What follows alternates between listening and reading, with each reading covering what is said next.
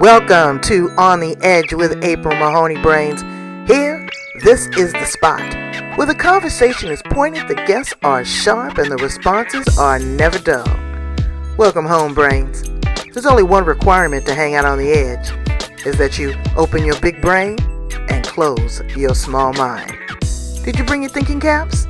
It's time to put them on, because the conversation starts now.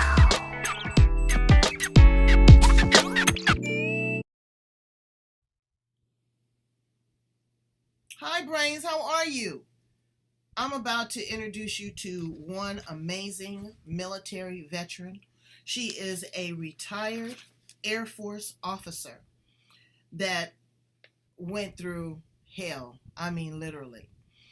She's been on several tours of duty in, make sure I get this correct, Afghanistan. In addition to that, she experienced sexual abuse during her tour of duty. We're going to talk about the trauma. We're going to talk about the recovery. We're going to talk about her book. She is an amazing woman. Her name is Roseline Salazar. And she should be popping in any second now from Ohio.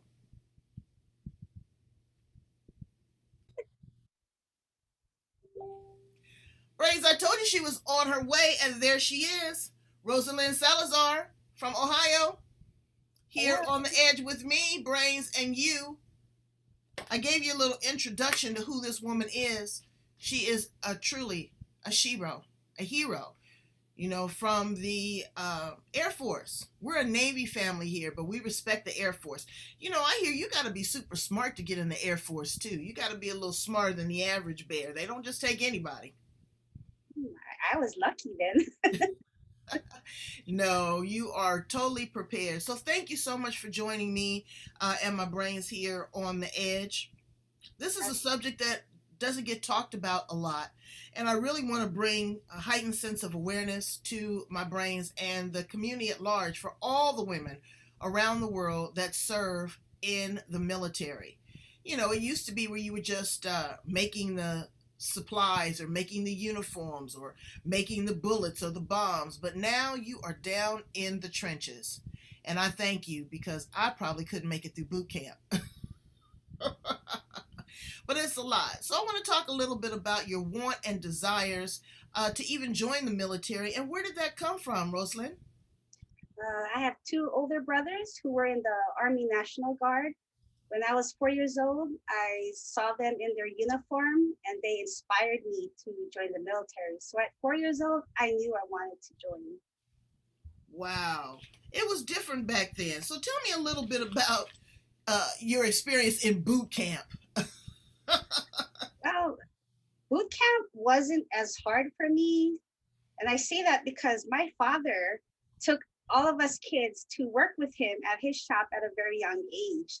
He yelled. We had to figure things out. He would tell us to just do it, figure it out, never give us instructions. So at boot camp, when I got yelled at, I just let it in one ear, let it out, and do what I was told. Line up the shoes a certain way, fold my shirt 6 inches. So I just did what I was told and I got by. Well, that's good that you can follow orders, because I'm rambunctious. I would say, well, you know what? Maybe we could do it this way or that way. But in addition to that, the physical training and also the how you were treated by your comrades, your fellow uh, men that worked alongside of you in boot camp. I bet that was an experience. Oh, yes, it was. The physical part, I struggled at first, but I did prepare in the weeks and months before I left for boot camp. Now, when I first got to boot camp, the females didn't even know what nationality I was. They didn't see anybody like me and two other females from Hawaii before. So we were like outcasts. We never got talked to. They left us out a lot. But we just made it through. The three of us, we stuck together.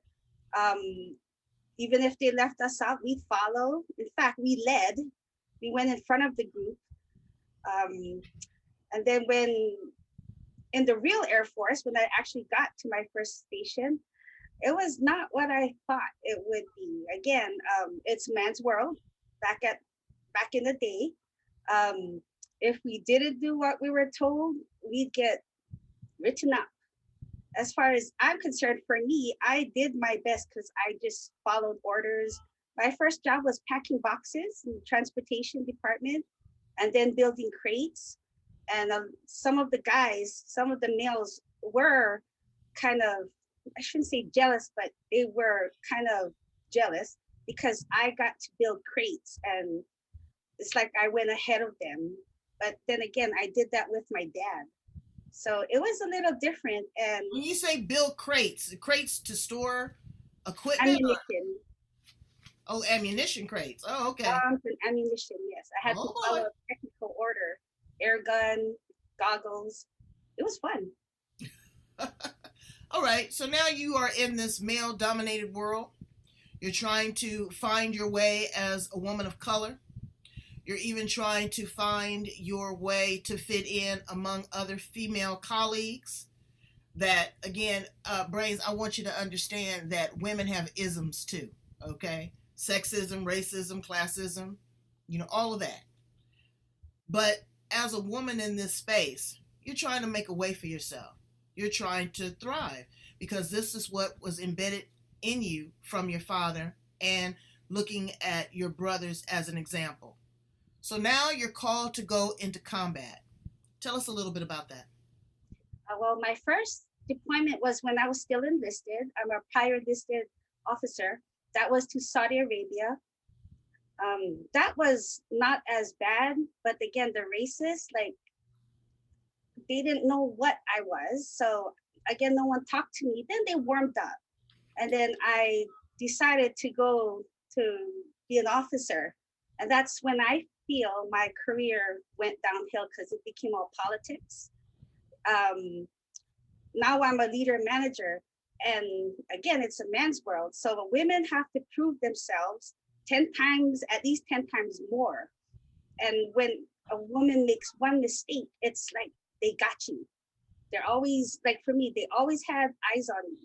But again, since I was the prior enlisted one, I got to deploy to Iraq before others that outrank me. Some of them had a problem, some of them didn't. Um, I was treated well in Iraq with my Air Force colleagues, mainly because my boss, he was of color, and again, the others didn't know what I was until I kept saying, I'm Asian. And then, I had a good colonel boss of color. He treated me well. He treated me like his daughter. He protected me, made me feel safe. Now, going to Afghanistan is what ruined me. That is something I don't wish on anybody, but I knew what I signed up for. I knew that it will be rough, tough, um, lived every day, not knowing if I'm going to come home, being harassed by the males, our own, on top of the Afghan soldiers. So I got harassed, the incoming bombs almost every night, and not just once a night, 3 times a night.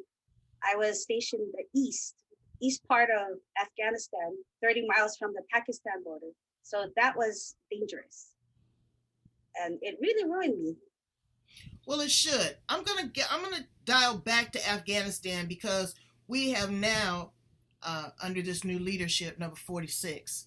I can't even call them by their name, girl. I gotta call them by their number because there's too much going on.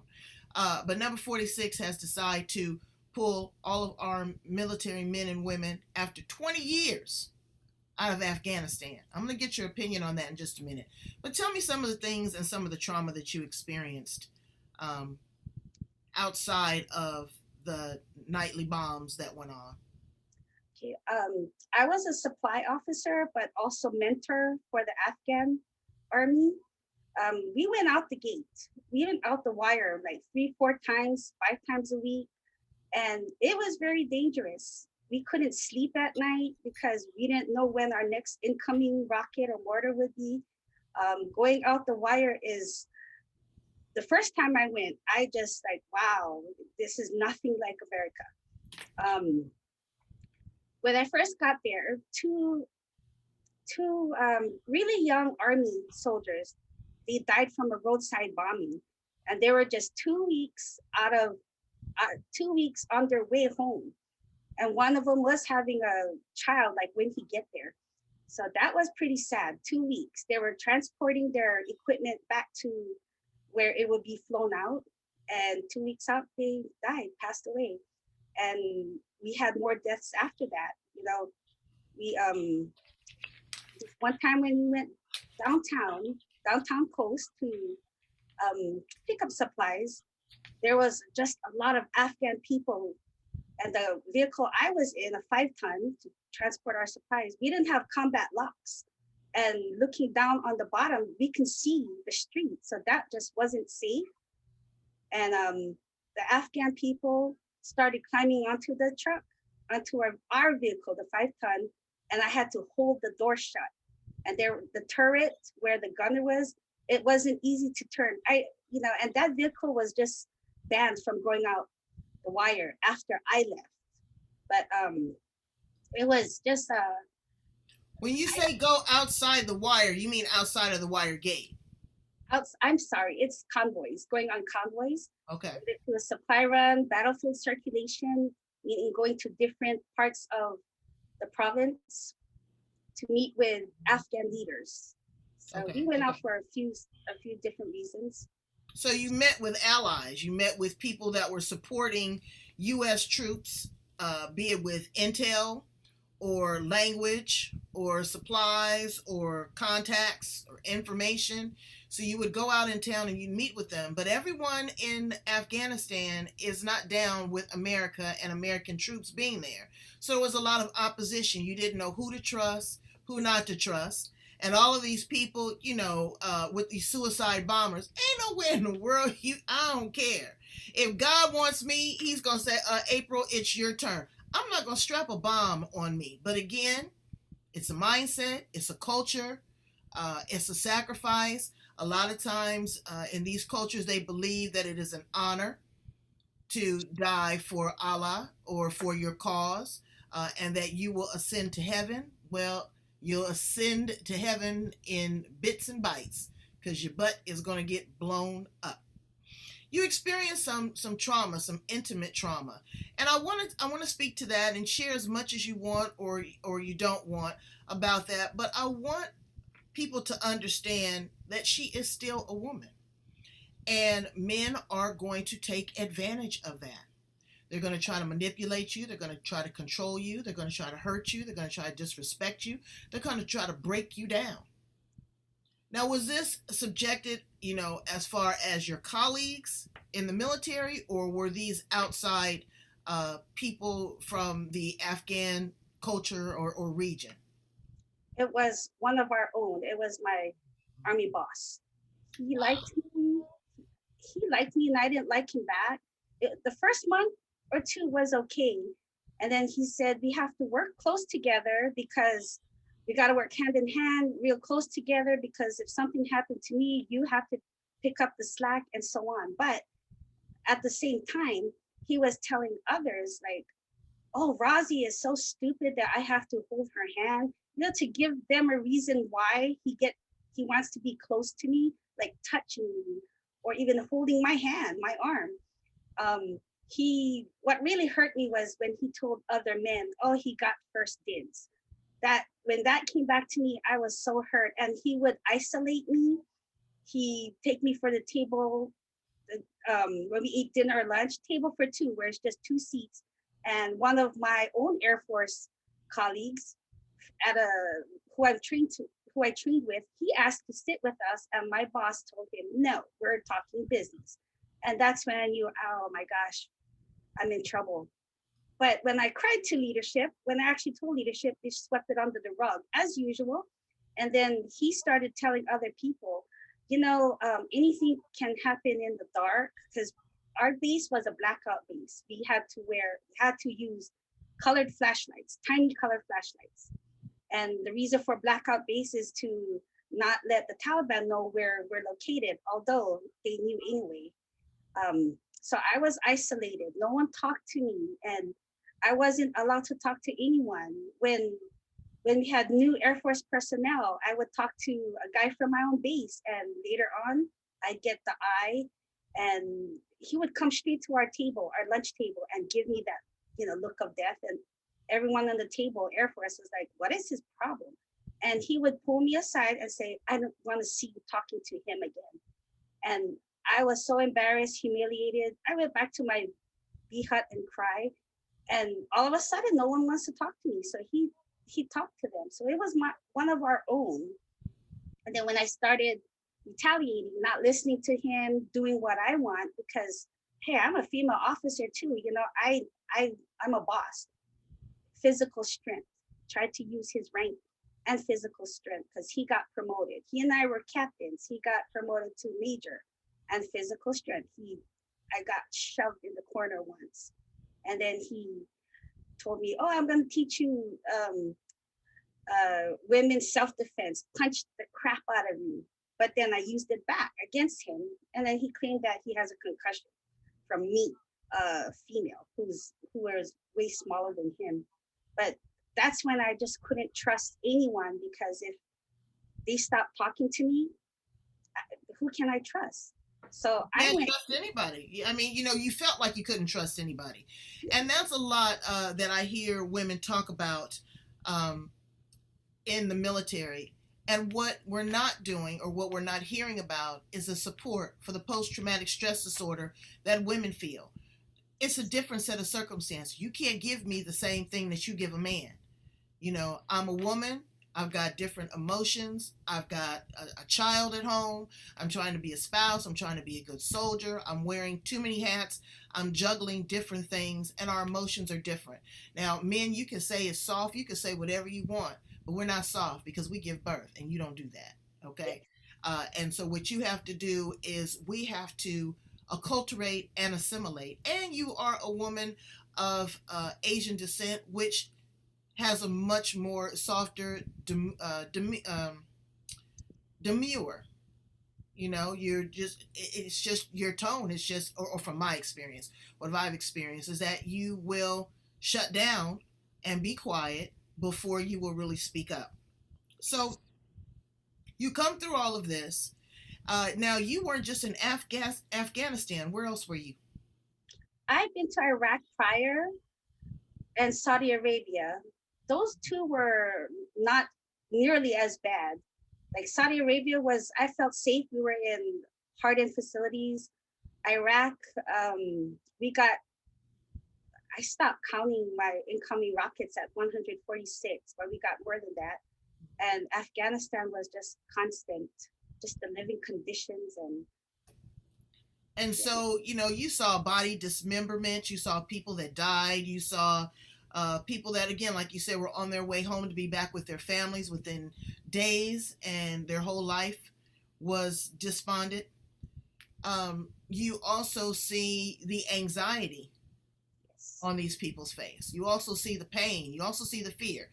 They try to tear you down to build you back up. I don't give a damn. Scared is scared. And you never know when it's going to happen to you. You see your life flash in front of you. Now, I don't want to put you in an awkward predicament, because I know that you're a retired military veteran. But I think it's time. After 20 years, I think it's time. And I'll say it. We're a military family, but enough is enough. I want the people of Afghanistan to be free. I want them to be safe. But at what cost? At the cost of my husband? In all honesty, no, not for 20 years. Where's the revenue being poured back into the United States from supporting these countries? These countries are destroyed. What we're doing is we're pouring money back to recreate their infrastructure. The loyalty is not there. They feel that we've abandoned them. We're not going to do this for centuries. Number 46's son was killed. One of them was killed, actually, and then the other one served in the military as well.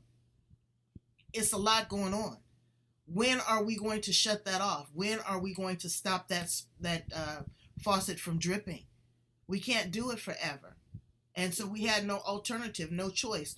What is your feelings about that? Maybe stabilizing that region?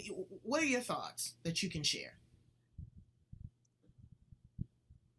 I honestly, this is, I'm going to have a lot of backlash on this, and that's okay because I've been there, done that. I got blamed for First Sergeant death, but I don't see why we had to be there to begin with. We got Osama bin Laden, and I feel it should have ended there. Now, as far as rebuilding their government, okay, someone decided to do that, but at the cost of how many lives? You know, rebuilding their government, we, oh my gosh, I kind of like we got taken for granted. We trained them for however long, 20 years. And if they surrendered to the Taliban, this is where I have a heartache is what did they learn? Just to back out? And I understand they feel betrayed, but we was there for 20 years. Why do you feel betrayed? We were there for 20 years. You only raise your kids here until they're 18. Yes. 20 years. And again, this is, I may get backlash for this, but I'll take it. Yeah. Americans are very arrogant. Everyone is not an American. When I go on my vacation, that's the last thing I pack is my American. I want to immerse myself in the culture. And we go in and we're going to design everything and everybody and make them assimilate to the Western world. That's not how it's supposed to be. Okay? And we go in these countries and we want to redefine their democracy. Democracy doesn't look the same for everybody. And we get over there and we do all of this trickery and we get the oil and we get the gold and we get the this and we get the that, And then what? Nothing. I don't see any ROI. I don't see any return on our investment. Yes, we got Osama bin Laden, but we'll never get those people back that died in the Twin Towers. Yes. We'll never get back all the troops that have been killed in the meantime, in between time. And you still want us there. Women over there, rise up. Rise up. Okay? You don't have to cover up. You got to rise up. They have learned, they have been educated by the best. They have seen what democracy or their version of democracy looks like, smells like, tastes like. You need to engage that and don't be dependent on us. All of these people that are coming, refugees from all around, we can barely take care of the people that are here in the United States. Agreed. With no additional revenue, no additional resources, but they come in and yes, we're going to set you up and we're going to give you Section 8 housing and we're going to give you food stamps and we're going to make sure you got the COVID virus and we're going to make sure, your kids go to school. And then you turn around and you look at the homeless guy, that's the Vietnam veteran, that's still on the streets. Yes, Brains, I'm pissed off and I'm saying it. So, you wrote a book about it. Yes. And I would like to a little bit about thing, if I could. Absolutely. So when we were in Afghanistan, we couldn't tell who was Taliban, who was the soldier, because the soldier even killed an Afghan soldier, murdered some of our own. While they were running for physical fitness. 3 of them got shot in northern Afghanistan by an Afghan soldier. So we don't know. And when we used to go downtown, drive into the city, we had IEDs from soda cans to jingle trucks where the bombs were hidden inside the trucks and roadside bombing. So who are the Afghans and who are the Talibans? You got a pregnant woman acting pregnant when she got bombs in her. So this is where it gets me, and it always will. It has. If they come to our country, who's to say that one of them won't turn against us? They feel betrayed. They are in our country, and they might do some terrorist act. So, and the 20 years that we've been there, we knew what we were getting into. We signed up for this, but the PTSD, the brain trauma, TBI, traumatic brain injury, and we're out and we're bringing them back here. It just bothers me. Yeah, it bothers me too. It doesn't bother me. It concerns me Yes, because I don't know. You're putting people on the plane that have not been vetted. You yes, know, you're bringing their kids here unaccompanied. yes. So there's another social service nightmare.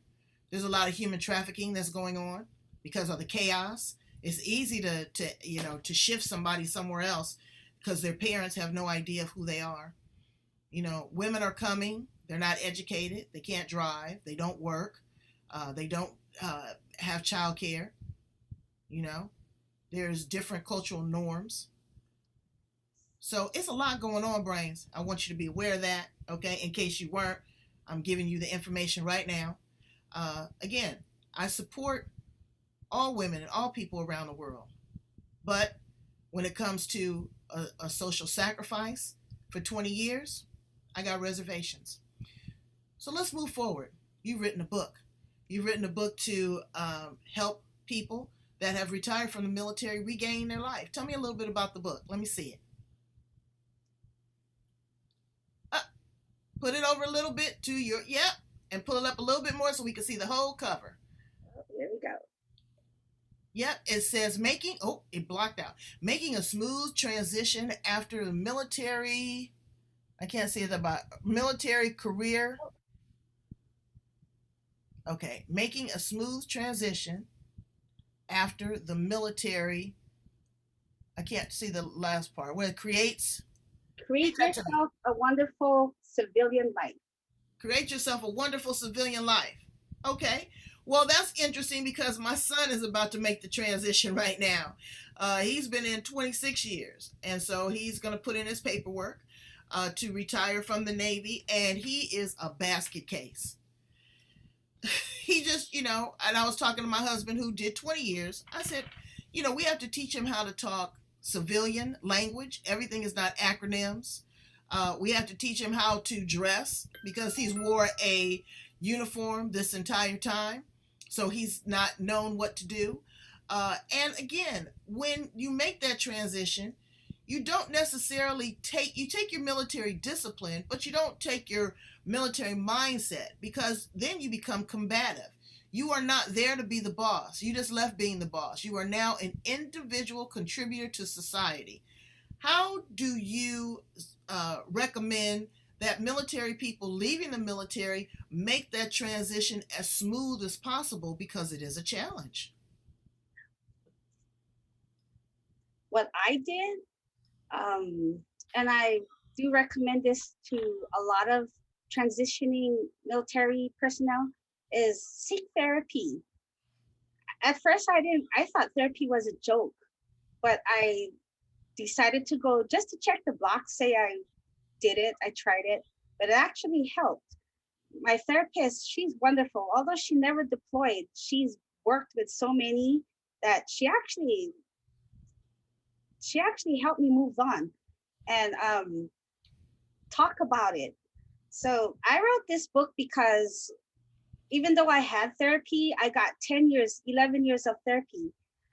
I just felt my story wasn't getting out.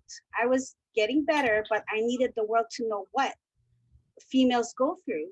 And it's horrible. I have so many stories that I can tell you, my own experience and other women experience. But writing the book is one way that I could tell the world legally, because I have documentation to back me up.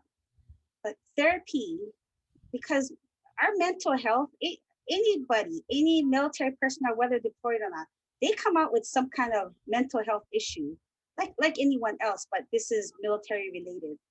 No, they come out with some other deep rooted traumas. You think of back in Vietnam, not all of them, but a lot of them came back with marijuana and heroin addiction. Yes. Just to try to get through. Yes. You see dismemberment, you see bodies, and you have flashbacks. My brother-in-law was in Vietnam, and he was a tunnel rat. He had to go and clean out and kill people down in these tunnels. And he still will wake up with night sweats and Trimmer and use the words Charlie and and racial epithets towards the Vietnamese community, where he is fearful, where he still lives in the shadows of this. So therapy, there's nothing wrong with that. Okay, as much as you need, it's better than medication, it's better than alcohol, it's better than abuse. And a lot of times military people come back and they subject their families to the trauma because they don't know how to separate, you know, they don't know how to separate. How was it for you coming back and then being a mother? Oh, it was horrible. I found out I was pregnant, and here I went from military life, which was my identity, and that's all I've known is the uniform. I went from leading 95 people, both civilian and personnel, to a crying newborn baby. And I was very depressed. Back in Afghanistan, I attempted suicide. I attempted suicide again when I had my baby, but I had family who helped me. And then I started attending PTSD groups, women groups, and I realized I'm not alone. And this is gonna sound bad, but I like that they're angry. I like that they feel angry after what happened. That way I know I'm not alone. Misery likes company, but it helps to hear their experience, even if it's a little different. So that's what I do recommend for transitioning personnel is talk to others who's been in your shoes, or even just some kind of PTSD different, and they'll realize they cope the same way. It's something about just PTSD, whether being raped, whether being in combat. It really helps to talk to someone that can relate to you. My family couldn't. I couldn't even talk to them. They didn't understand until my sister came in and talked to my therapist, and my therapist um, laid it out to her. What about your relationship with your husband? Oh, it. We still have problems today. We're better off. He deployed with me, but we were at different camps, and Oh, so because he was in the military too. yes, and we deployed at Oh the same boy. time, and it really ruined us because I was at a more dangerous camp. I went out the wire more, and he was in the tactical operations center. He listened. He could hear everything that went on. Troops in contact where I was involved, and he wouldn't hear from me for 8 hours, and he shut down. He always wondered if I was dead or not, and then it came to a point where he just assumed I was dead, and we became distant. And when this harassment with my boss, he told me, "Oh, you allowed it," And when I asked him years later, "Why did you say that? Why weren't you supportive?" We were on the verge of divorce, but then something was just holding us together. Like, we got to get through this together. Um, he said it's because he felt helpless and he couldn't protect me. But he said all these mean stuff to me, and that ruined us. But here we are 13 years later, we're still working on it. We're much better than we are because we Good. both went to couples therapy. Well, it's because of love. Yes. It's not the therapy, it's the love. It's the wanting to be together. It's the wanting, it's the support. It's the commonality because he's experienced his own trauma too, you Yes. know. Just because you're vocalizing yours, men suppress theirs, and so here you are looking in a mirror reflection of two combat warriors with two very different experiences. And your man wants to protect you, absolutely. And you want to be a strong independent woman because you are a soldier and that's what you signed up to do, you know and you don't want to be this weak frail female. Well, I'll sign up for the weak frail female. Yes, and one thing I do want to say is I felt like I was a liability. I felt like I was in the way of the army because I was a Air Force female officer, airman. I'm not trained to do infantry, although we did, we were the front line, we Air Force people and the Navy as well. We went out the wire a lot, but yeah, I felt like I was a liability. Like my life didn't really matter, especially when our first sergeant died. I was in the Tactical Operations Center, and first sergeants don't go out the wire. But this one time he wanted to, so I penciled it in. But of course, someone in the higher up has to approve it. But when his his head got blown off by a rocket propelled grenade, an RPG, and his upper leadership told me, I gave you 116 people. Why am I first sergeant? I just I I just wanted to hang myself, like I didn't matter. But so that's my main trauma, other than being harassed by our own, and then seeing, the brain matter in the vehicle, watching him go into a body bag. So that's the kind of stuff that irritates me, or it bothers me, that we were there for 20 years, and I'm glad we're out, because we can't afford to go through that anymore. I'm really glad, because that's the kind of trauma I'm left with, memories and flashbacks. Just Right. talking about this is making me sweat right now. I'm sorry. Oh no, this is good for me. Good Thank you to for thank you for sweating on the edge. I love you. I do, and I honor you. All right, so now let's talk to how you were treated when you returned. Was it marginalized? Oh, there's a lot of people that are coming back that have the same sort of trauma, and they have families too, and getting your benefits, getting 100% disability. All of those things are impactful. Let me tell you a quick story. I love to tell y'all stories, brains. I used to work on the military base selling cosmetics, and there was this young guy. I'm gonna tell you two stories. Yep, one young guy comes in, and he's looking around, and he's scratching, he's rubbing his head, and then all of a sudden he goes into this state, like a trance-sized state. I hear him. They're coming, they're coming. He was having a PSTD, post PTSD experience, an episode right there in the exchange. The exchange is the department store. I started sweating. He started pacing. He started screaming. I went and locked myself in the cosmetic storeroom. Yes, I did. I didn't know if he had a gun. I didn't know if he was just going to go all ham. I didn't know what to expect from him. I was a nervous wreck. The second little story was I worked in the American Red Cross, and I was the outreach coordinator, and I was the one that taught families how to get their AmCross message to their military spouses when they were deployed. I had this cute little couple, and she, as soon as they get out of boot camp, for some reason, they feel like they should get married. So he had the ring on her, and they were sitting there, and I was giving all the information, and I said, wow. I said, I can't wait for you guys to tell some good news. Maybe she's going to send you a message that she's pregnant or whatever.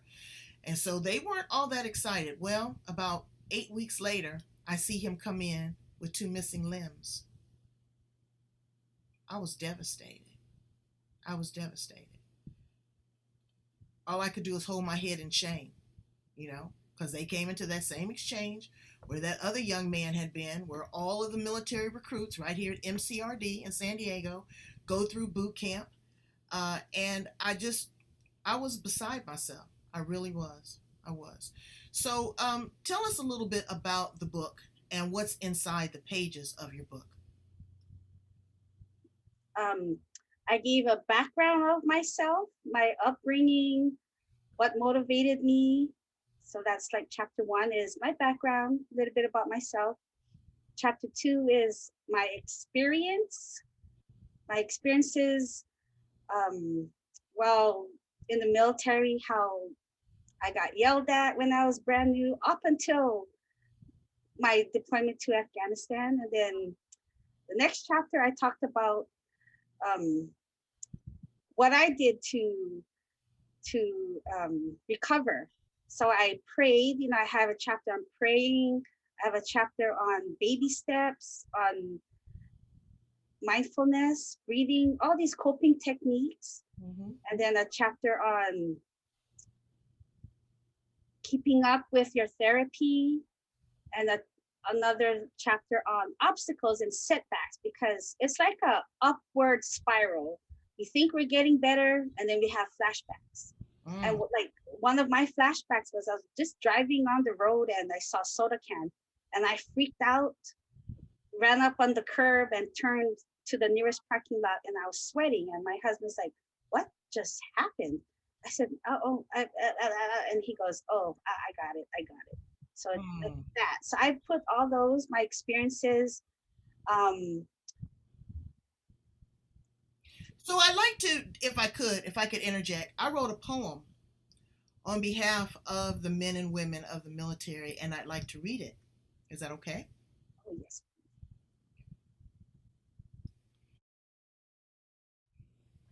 Brains, this is from my book, Utter Magic.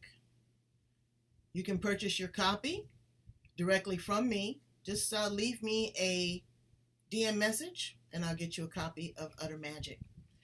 This poem is called Dressed in the Red, White, and Blue. Only 18, a baby, but ready to prove himself a man, he entered the side door, his cover placed precisely in his left hand. I say, "Congratulations," he replied. "Why, thank you, ma'am. Just graduated from Marine Corps boot camp." His face now has a different resolve, awaiting his order to his next duty call. I see him 16 months later, this time a hidden smile and missing limbs, head bowed, eyes following his chin. He's forever proud. Hoorah! Semper Fi, always faithful until the day they die. Red, white, and blue. That's what it meant to me. And the experiences, and the experience that you had, and the sacrifice that you have made, not only as a woman, but as an American, a woman of color, being subjected to all that you have, but also your great successes and your triumphs, because all this wasn't a Debbie Downer. You've done some great things. You've mentored other women. You are here to tell the tale. You are now a fabulous mother. You are now back into society. You are an advocate. You are speaking your truth to help other women get through this. And I'm sure that you have tons of other accolades. I mean, you couldn't have made it to captain just by sitting there scratching your head and twiddling your thumbs.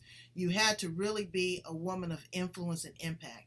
And I thank you so much, Roseline, for being here to share what you shared with us and to raise awareness. Brains, we've got to get special programs, yes, special programs for women that are experiencing PTSD. It is a whole different set of circumstances. We need support groups. We need counseling. We need Facebook groups. We need to come together to help these sisters, recover, because they are strategic. They are tactical. They are going to help us, and they're going to help the next generation of women in the military. Please tell my brains how to get in contact with you, Roseline. I think that you are amazing. I have a website, and I'm working on a second website, but I can be contacted at RoselineSalazar.com. That is RoselineSalazar.com. One thing I appreciated while being deployed is there is no racism while we're deployed. While at home base, there may be, and basic training, there was. Even at my own base, like my workplace, there was racism. But during a war, during deployment, no matter what color we are, we got each other's back, except for when the female is getting harassed. And so, yeah, you got to get the front, the back, and the middle. You got to be sure that we are there to support one another. Put that book up one more time. Take your time. Put it up nice and slow. I want people to see it. I want them to purchase a copy. There you go. Purchasing a copy helps further the cause, Brains. This helps get her the resources that she needs as far as talking to other women, maybe even going to the VA, to have some sit downs with them and explain to them what we need. And here we are on the edge, and we're going to get all that information to you. All of Rosaline's information is going to be on the back end of this interview. We're going to share this. We're going to like it. We're going to love it. We're going to subscribe, and we're going to follow. Thank you so much for being a leader, baby. I love you. Love you. Thank you. We love America.